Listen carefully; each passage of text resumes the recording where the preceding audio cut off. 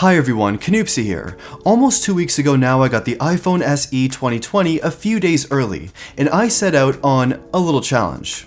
I took out my main SIM card from the iPhone 11 Pro Max, Apple's most expensive phone, and put that SIM card into the iPhone SE, Apple's cheapest iPhone they currently sell. And I've learned that this is a whole lot of iPhone for not a lot of cash, and this is my review. Today's video is brought to you by Logitech and their powered wireless charging dock for your favorite Apple devices. Learn more at the link in the description. Okay, so first, the biggest transition from the 11 Pro or really any other modern phone to the SE has to be the design. This is technically a design that's stemming from 2014, but that's fine. I mean, it's not that pretty, but doesn't really limit the usage of this phone. And even coming from an 11 Pro, honestly, I didn't mind the front bezels here. I got used to them very quickly. Now sure, a modern fresh redesign of this whole phone would have been amazing, but this is Apple we're talking about, and for $400, they wouldn't give us a complete redesign, trust me. But the front bezels do bring a front-facing speaker combined with the bottom-firing speaker, which does get pretty loud, but more interesting, Touch ID. Right now, in a world of mask wearing, being able to unlock my phone fast and without taking off my face mask outside or typing in my password, that's a winner.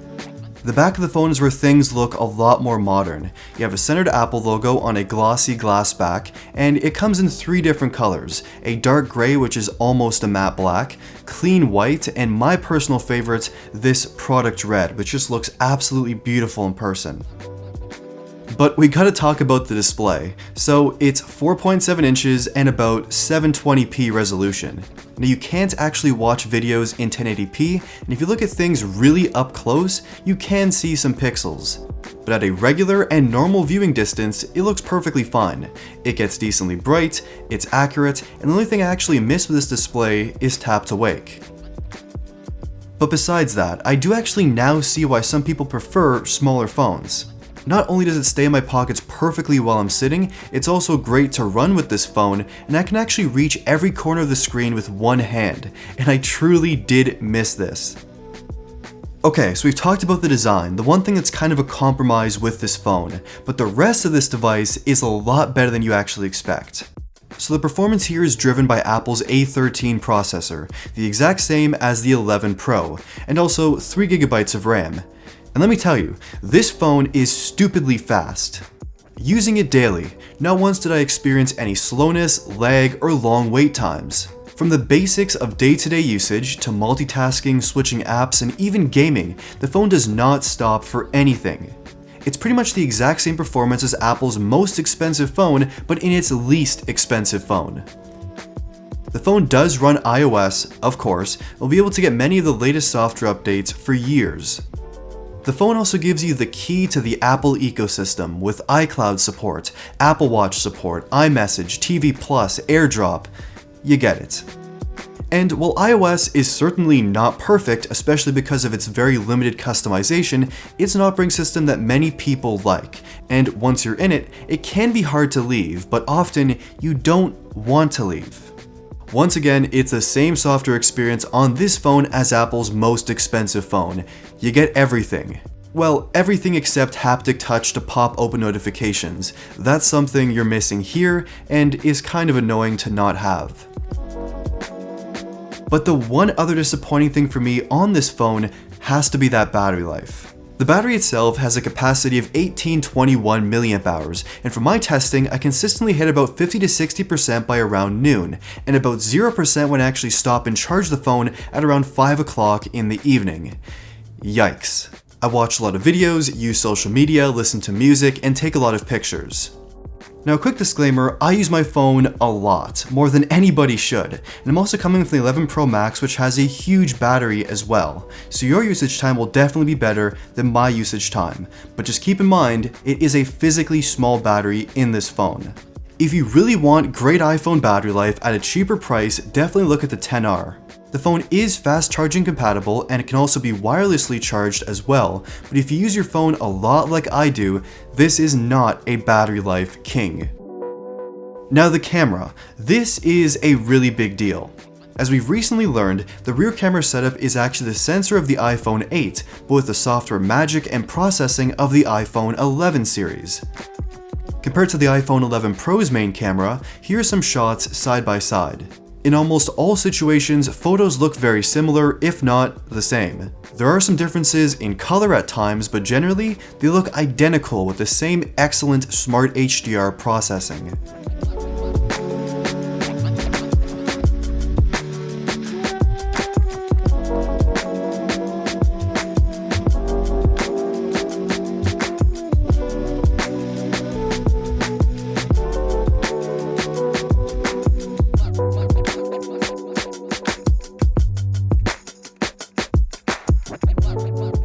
At night, the 11 Pro does have night mode and generally just kills it in low light, while the SE photos kinda just look like watercolor paintings.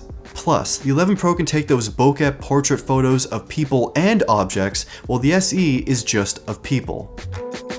The SE also takes beautiful 4K video up to 60 frames per second without HDR and 30 frames per second with HDR and 4K. And that footage is gorgeous.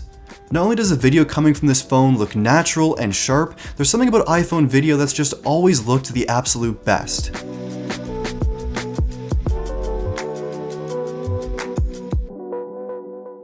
Next to the 11 Pro once again, it's pretty much the exact same quality for video, with the stabilization looking a little bit different though on the SE.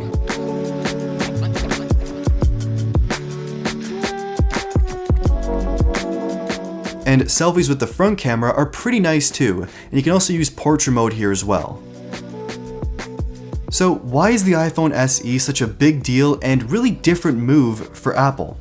Well, if I'm an average user, and I walk into an Apple store or go online, and I see the $1,000+ 11 Pro series of phones, $700 11, $600 10R, and then I see the iPhone SE with the latest processor, pretty much the latest camera, and the exact same software experience and key to the Apple ecosystem for $400, why would I spend any more? As someone who switched from the 11 Pro Max to review this phone, I can pretty much safely say, I never really missed that phone except for its battery life. The other iPhones offer better and more modern designs, maybe an extra camera or two, better battery life, but that's it. It is a familiar design, but everything else is better than before. It's the most expensive iPhone pretty much made into the cheapest iPhone. The only issue for me is the battery life, so that's something you're gonna have to adapt to if you buy this phone. But if you want a brand new iPhone, you don't want to spend a lot, but still want a somewhat flagship phone experience, I can recommend the 2020 iPhone SE. This video was sponsored by Logitech with their powered wireless charging dock for your Apple devices with 3 charging pads. One for your iPhone or Android phone, your Apple Watch, AirPods, or a second device. It gives you full fast wireless charging support for your iPhone while keeping it safe. Not only is this charger fully Qi wireless charging certified, it also went through plenty of testing to ensure it doesn't overheat or overcharge your device once it's fully charged. It's also a beautiful looking charger. It's modern, simple, and works great in any home or on any desk setup. Just put your devices on with cases or not, and they instantly start charging. It's an incredibly simple and well-built system. If you want to check it out for yourself, hit the link in the description. So what do you think of the 2020 iPhone SE? Did Apple give us enough here for the $400 price? What would you like to have seen different on this phone? And do you plan to buy one? Tell me in the comments down below, and thank you for watching.